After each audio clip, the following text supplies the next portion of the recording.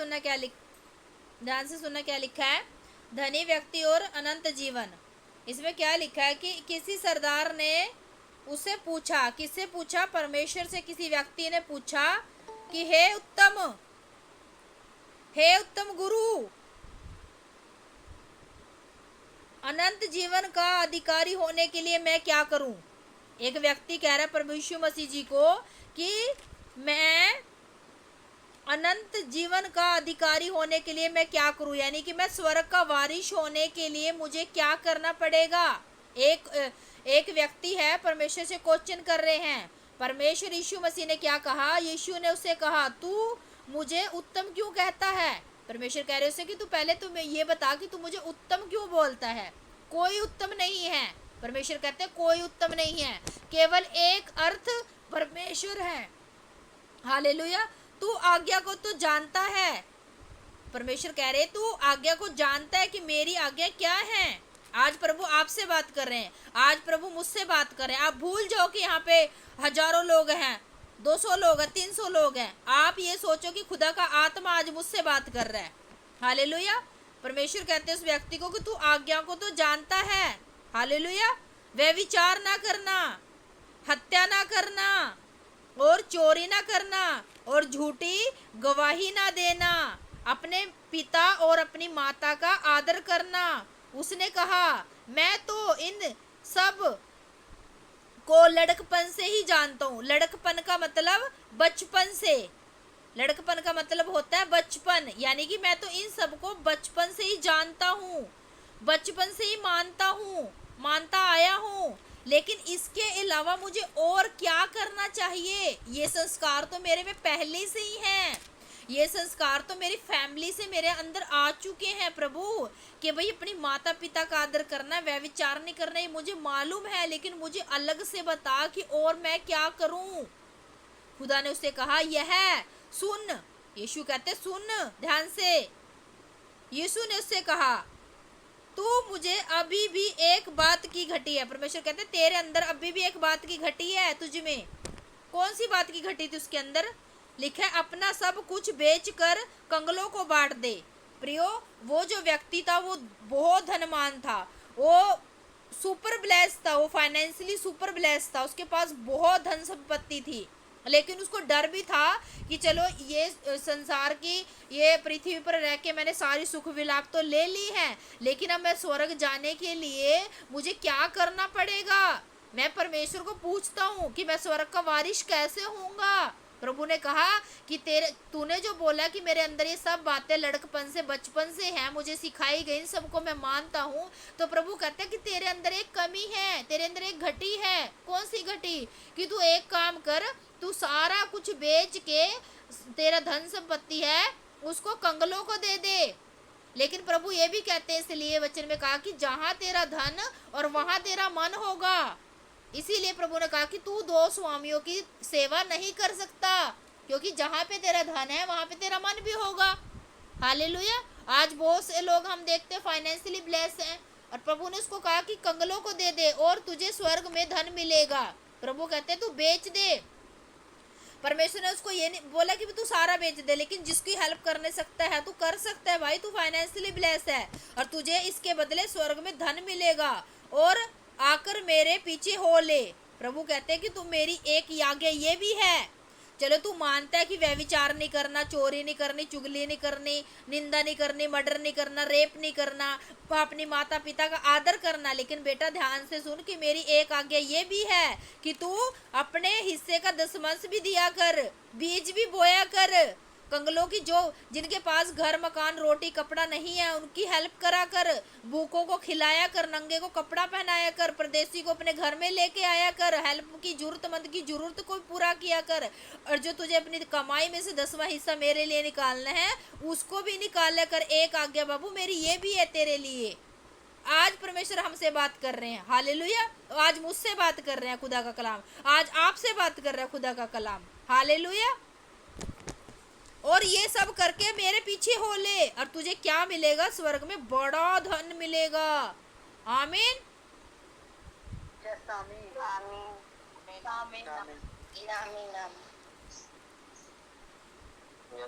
24 में लिखा है, देखो 24 में क्या लिखा है। यीशु ने उससे देखकर कहा, धनवानों का परमेश्वर के राज्य में प्रवेश करना कितना कठिन है। परमेश्वर कहते हैं कि जो धनवान है ना, जो सुपर ब्लेस है, जिनके पास फाइनेंशियली ब्लेस है, वो अच्छी तरह से, परमेश्वर कहते हैं उनका स्वर्ग में एंट्री होना कितना मुश्किल है। क्यों?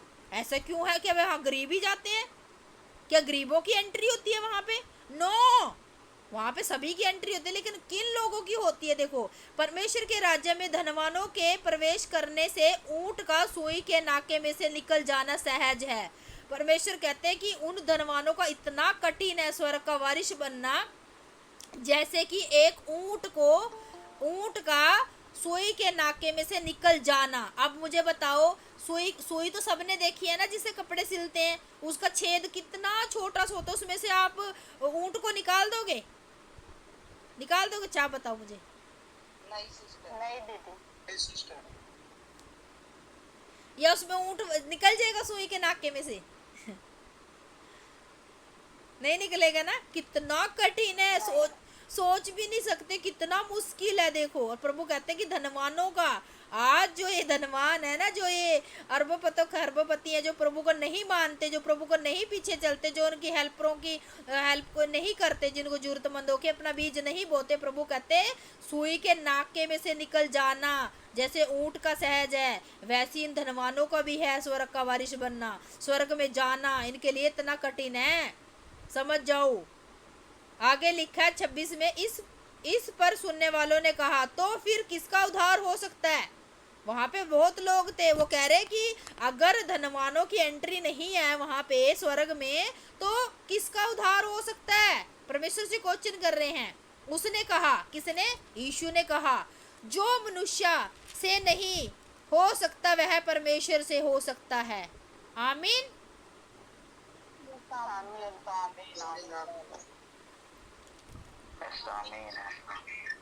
परमेश्वर कहते हैं कि जो मनुष्य से नहीं हो सकता वह परमेश्वर से हो सकता है। पतरस ने क्या कहा? पतरस देखो क्या कहते हैं परमेश्वर को। पतरस ने कहा, देख हम तो घर बार छोड़कर तेरे पीछे हो लिए।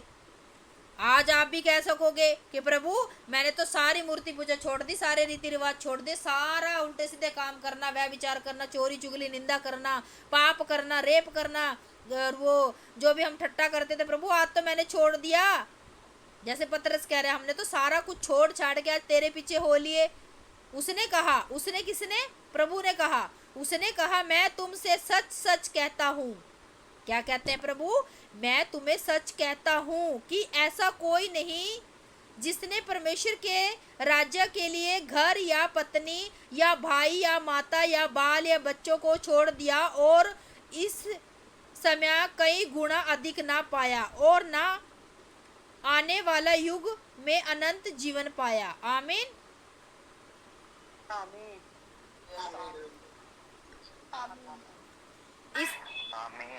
इसका मतलब क्या है कि परमेश्वर पतरस ने क्वेश्चन किया कि प्रभु हम तो सारा कुछ छोड़ के अपना तेरे पीछे हो लिए, और प्रभु कहते हैं कि जिसने मेरे लिए कुछ भी छोड़ दिया कि उसने 100 गुना ना पाया। इसका मतलब बताओ क्या? अच्छा,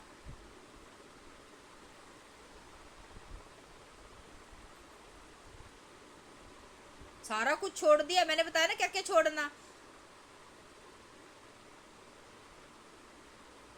100 गुना क्या नहीं पाया? हम सब कुछ छोड़ देंगे, गलत आदत, गलत संगत, तो प्रभु यीशु हमें बहुत सारी आशीषें देंगे और हमारा अच्छा ही होगा, हम स्वर्ग के राज्य में प्रवेश कर सकते। Very good. देखो क्या बताया है, देखो मैं चोर हो गए जुड़ जुड़ के ना। प्रभु का धन्यवाद हो कि इनकी उन्नति हो रही है। परमेश्वर तेरा धन्यवाद हो सबकी।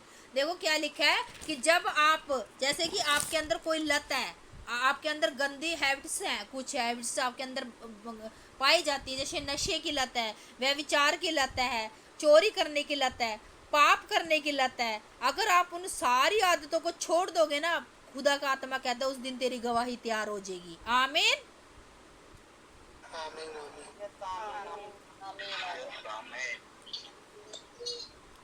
जिस दिन आप अपने गलत और गंदे कामों को छोड़ दोगे, पाप करना छोड़ दोगे, वह विचार करना छोड़ दोगे, आप परमेश्वर के पीछे हो लोगे। परमेश्वर ने कहा उस धन्य व्यक्ति को कि तू मेरे पीछे हो ले और तुझे स्वर्ग में बड़ा धन मिलेगा। एक आज्ञा मेरी ये भी है, इसको मान ले।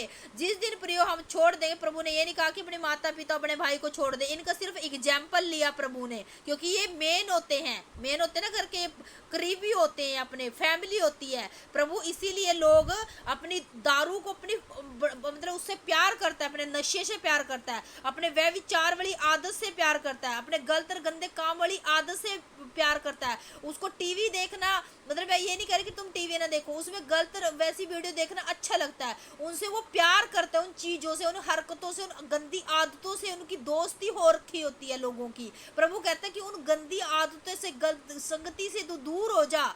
जिस दिन तू दूर हो जाएगा उस दिन तेरी गवाही बन जाएगी। हालेलुया। प्रभु कहता है कि उनको छोड़ दे और मेरे पीछे हो ले। इसका मतलब ये है। और तुझे क्या मिलेगा? परमेश्वर ने कहा कि तू इनको छोड़ेगा तो तू 100 गुना पाएगा। जिस दिन आप ये सारी चीजें, गलत हरकतें छोड़ देते, उस दिन शैतान हमारी लाइफ से शर्मिंदा हो जाता है, उस दिन हमारी गवाही बनती है, उसके मुंह पे चमाटा मिलता है। आमीन आमीन आमीन आमीन आमीन। अब आपको यही नहीं पता कि शैतान हमारी लाइफ से कैसे शर्मिंदा होगा। वो तभी शर्मिंदा होता है जब आप तौबा पश्चाताप कर लेते हो पापों से, अपने पापों की तरफ से अपना मुख मोड़ लेते हो, व्यभिचार से अपना मुख मोड़ लेते हो, दारू पीने से अपना मुख मोड़ लेते हो कि नहीं, आज के बाद जो हुआ हुआ, बस अब तो मैं तौबा पश्चाताप करती हूँ, मैं कानों को पकड़ती हूँ, प्रभु मैं क्षमा मांगती हूँ, आज के बाद मैं कोई गलत गंदे काम नहीं करूँ। उस दिन शैतान आपकी लाइफ से शर्मिंदा हो जाता है। आमीन आमीन आमीन आमीन आमीन। जिस दिन आप डिसीजन ले लेते हो परमेश्वर के पीछे चलने के लिए, उस दिन आपकी लाइफ चेंज हो जाती है। हालेलुया। वहां से आपका रास्ता चेंज हो जाता है परमेश्वर की मार्ग की ओर। आप पढ़ेंगे आगे अपनी मृत्यु के विषय यीशु की तीसरी भविष्यवाणी। थोड़ा तेज पढ़ना, ऊंचा पढ़ना सिस्टर जी, थोड़ा लाउडली। फिर उसने बाहरों को साथ ले जाकर उनसे कहा, देखो हम यरूशलेम को जाते हैं और जितनी बातें मनुष्यों के पुत्र के लिए भविष्यवक्तों के द्वारा लिखी गई है वह सब पूरी होंगी, क्योंकि वह अन्य जातियों के हाथ में सौंपा जाएगा और वह उसे कत्थों में उड़ाएंगे और उनका अपमान करेंगे और उस पर थूकेंगे और उसे कोड़े मारेंगे और कत्ल करेंगे और वह तीसरे दिन जी उठेगा। पर उन्होंने उन बातों में से कोई बात ना समझी और ये बात उनसे सीखी रही और जो कहा गया था वह उनकी समझ में ना आया। हालेलुया। एक मिनट रुको, देखो क्या लिखा है कि यीशु मसीह ने इस दुनिया में आने के बाद, उन्होंने परमेश्वर के मतलब पहले भी, आने से पहले भी और आने के बाद भी भविष्यवाणी हुई थी कि एक उद्धारकर्ता आएगा, एक उद्धारकर्ता जन्मेगा जो सबका उद्धार करेगा, वो आया। ठीक है।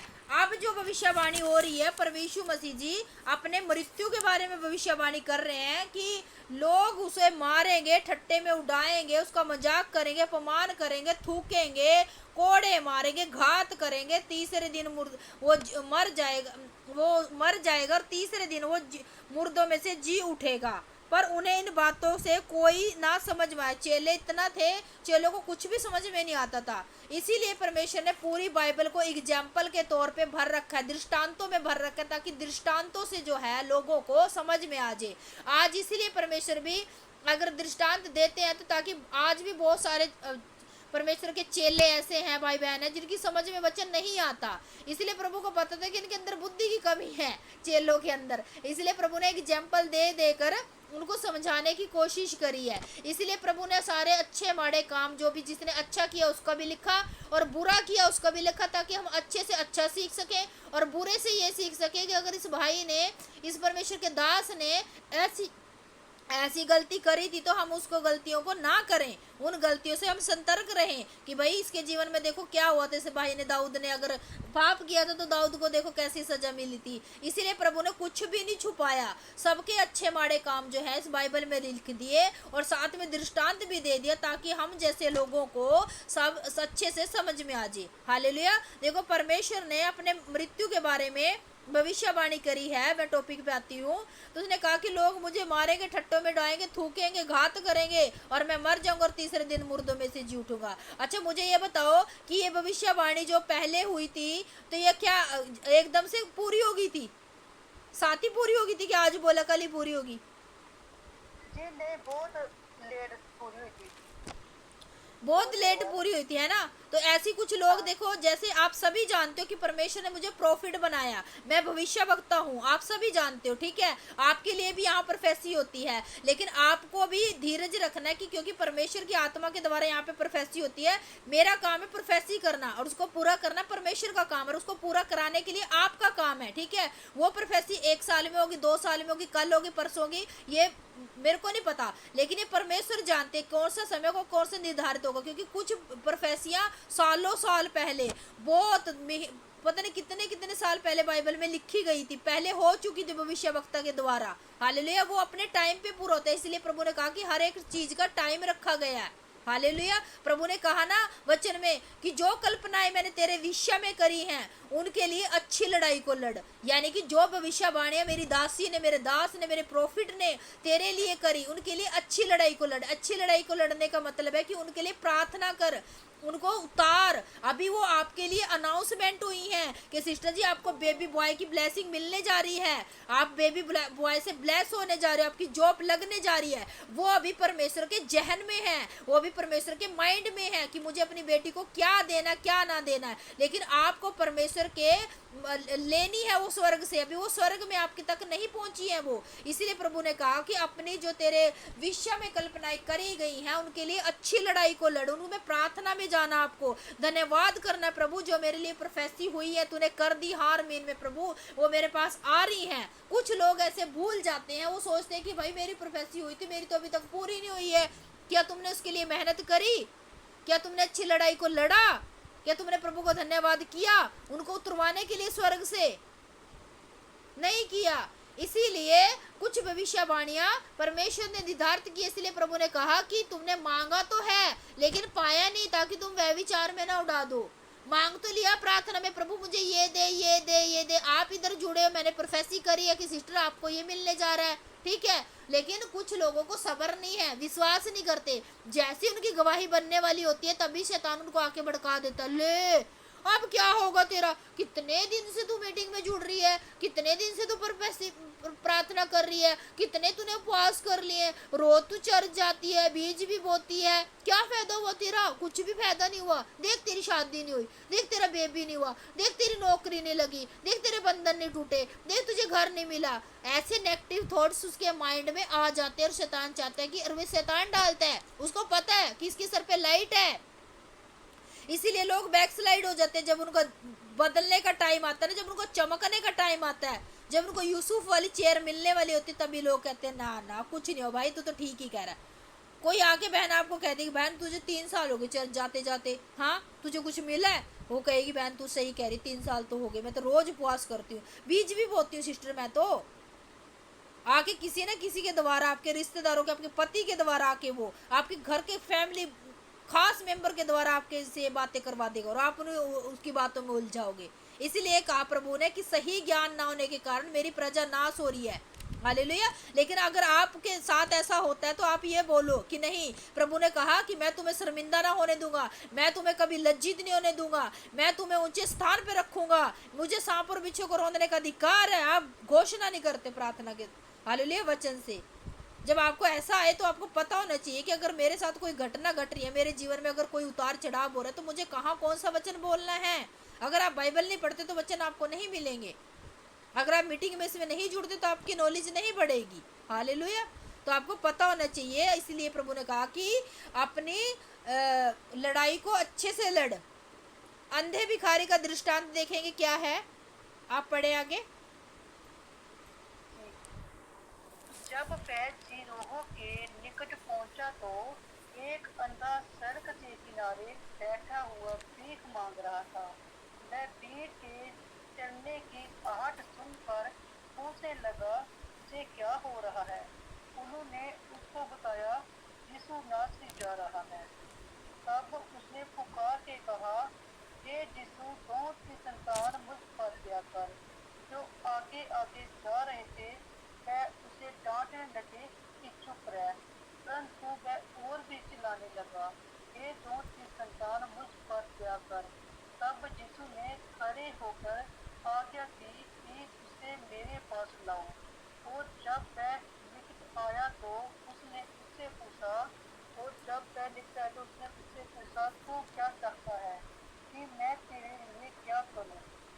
उसने कहा, हे प्रभु, यही कि मैं देखने लगूं।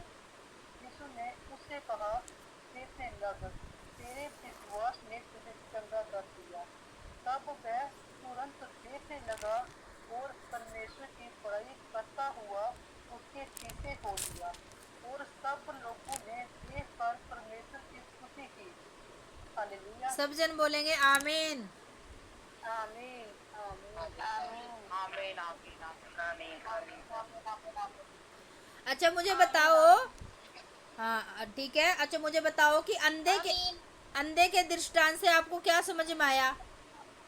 आपको तो यही समझ में आया होगा कि भाई एक अंधा था और सड़क के किनारे बैठा था, एक भीड़ जा रही थी, उसमें यीशु मसीह जी थे और वो चिल्लाने लगा, हे यीशु मसीह मुझे चंगा कर। यही समझ में आया कि इसके अलावा कुछ और भी समझ में आया? अच्छा बताओ, क्या समझ में आया प्रियो?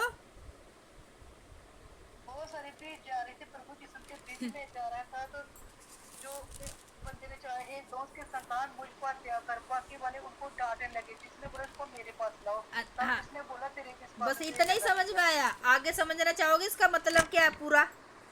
जी जैसे इसका मतलब दे इतना विश्वास था ना, वो विश्वास देखकर प्रभु आगे जाके पीछे आना पड़ा प्रभु को। ये ना सबके, हाँ ये सबके लिए जिनके स्पिरिचुअल सेंसेस नहीं खुले हुए हैं ना, जिनके आत्मिक आंख नाक नहीं खुले हुए हैं ना, तो वो इस वचन को अपनी प्रार्थना में बोलना, हे प्रभु, हे दाऊद की संतान यीशु नासरी, मुझ पे दया कर। तूने अंधे पे दया करी, उसकी आंखों को तूने छुआ और खोल दी। आज मेरे स्पिरिचुअल सेंसेस खुल जाए, आज मेरी आत्मिक आंखें नाक कान खुल जाए, मैं तुझे पहचानने पाऊँ प्रभु, तुझे समझने पाऊँ, तेरी योजना युक्तियों को समझने पाऊँ, शैतान की योजना युक्तियों को समझने पाऊँ प्रभु। हे दाऊद की संतान, मुझ पे दया कर, मुझ पे दया करो। आज आप भी बोल सकते हो hallelujah. Hallelujah hallelujah hallelujah hallelujah. जिनको परमेश्वर के दर्शन नहीं आते ना, जिनको परमेश्वर के दर्शन नहीं आते, जो लोग कहते हैं, मुझे आके बताते सिस्टर हमें तो परमेश्वर नहीं दिखते, हमें छूना नहीं, कैसे टच करते हैं, वो ये इस वचन को बोल सकते हैं, प्रभु मुझ पे दया कर, मेरी भी आंखों को खोल प्रभु, मैं भी तुझे देखना चाहती हूँ, मैं भी तुझे समझना चाहता हूँ प्रभु। प्रभु मुझे अपनी गहराई बता प्रभु, अपने गहरे वेदों को, प्रकाशनों को मुझ पे दया कर प्रभु। तूने अंधे पे दया करी और अंधा चिल्ला चिल्ला के, आप बोलते नहीं हो ना, आपको मांगना नहीं आता ना, गिड़गिड़ा के। प्रभु ने कहा ना मांगो तो तुम्हें दिया जाएगा, लेकिन आप कहते प्रभु मुझे गाड़ी मिल जाए, घर मिल जाए, ये तो सब तो मिल जाएगा, लेकिन पहले परमेश्वर के राज्य की खोज करो। प्रभु ने कहा ना कि पहले मेरे धर्म और राज्य की खोज कर, सारी वस्तुएं तुझे पीछे बढ़ बढ़ कर मिल जाएंगी। हालेलुया। अंधे ने, उसने डांटा, चेलों ने उसको डांटा, हे अंधे चुप हो, चुप। फिर भी वो अंधा चुप नहीं रहा, और भी ज्यादा चिल्ला चिल्ला कर बोलने लगा, हे दाऊद की संतान यीशु नासरी, मुझ पे दया कर, मुझ पे दया कर, मैं पापी हूँ, मुझ पे दया कर। आज कितने सारे लोग दया कराना चाहते हैं, आप भी जाकर अपने घुटनों पे जाके परमेश्वर से दया मांगते, प्रभु तू दया का सागर है, तू दया करने वाला है, मुझ पे दया कर, मेरे परिवार पे दया कर, जो आपका भाई नशे में है, हे प्रभु उस भाई नशे वाले पे दया कर, मुझ पे दया कर। आज कोई बीमार है आपकी फैमिली में, प्रभु उस बीमार पे दया कर, हॉस्पिटल में एडमिट है, प्रभु उस पे दया कर, कोई बदल नहीं रहा, कोई मसीह परिवार में नहीं है, प्रभु मेरे घराने पे दया कर, मेरे बैकग्राउंड वालों पे दया कर, प्रभु तेरी दया बड़ी है। हे दाऊद की संतान यीशु नासरी, उनको स्वर्ग का वारिस बना ले प्रभु, तू उन पे दया करो, देख लेना कैसे परमेश्वर दया करेंगे। आमीन आमीन आमीन आमीन आमीन आमीन आमीन।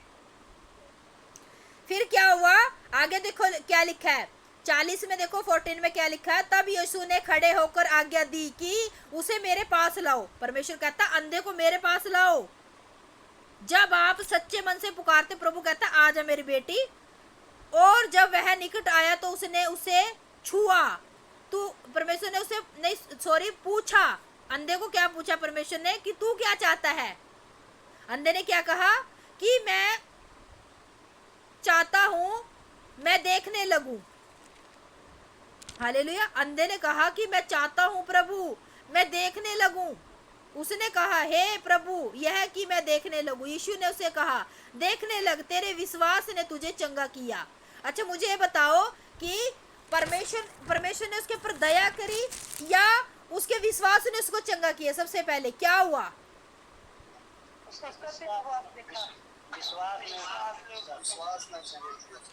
हाँ देखो, पहले उसका विश्वास हुआ, पहले उसने विश्वास किया और विश्वास के बाद परमेश्वर ने उस पर दया करी और अंधा क्या हो गया? देखने लग गया। आमीन। आमीन आमीन आमीन आमीन। तो इससे हमें ये समझ में आता है कि पहले हमें पुकारना, प्रभु के पास हमें जाना है क्योंकि जरूरत हमें है। बीमार लोग हैं, है ना, प्रभु को उद्धार करता, प्रभु को मानना है, प्रभु से दया करानी, परमेश्वर पे प्रेयर रिक्वेस्ट लेके जाना है, फिर प्रभु को बोलना प्रभु मुझ पे दया कर, फिर प्रभु दया करते, फिर लोग हील हो जाते हैं। आमीन। छुट्टी। आमीन आमीन आमीन आमीन आमीन आमीन।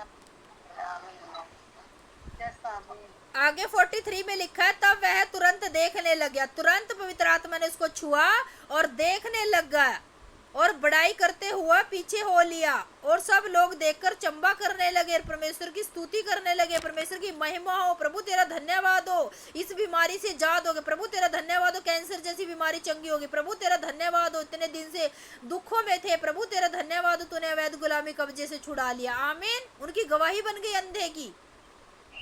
आमीन आमीन आमीन आमीन आमीन।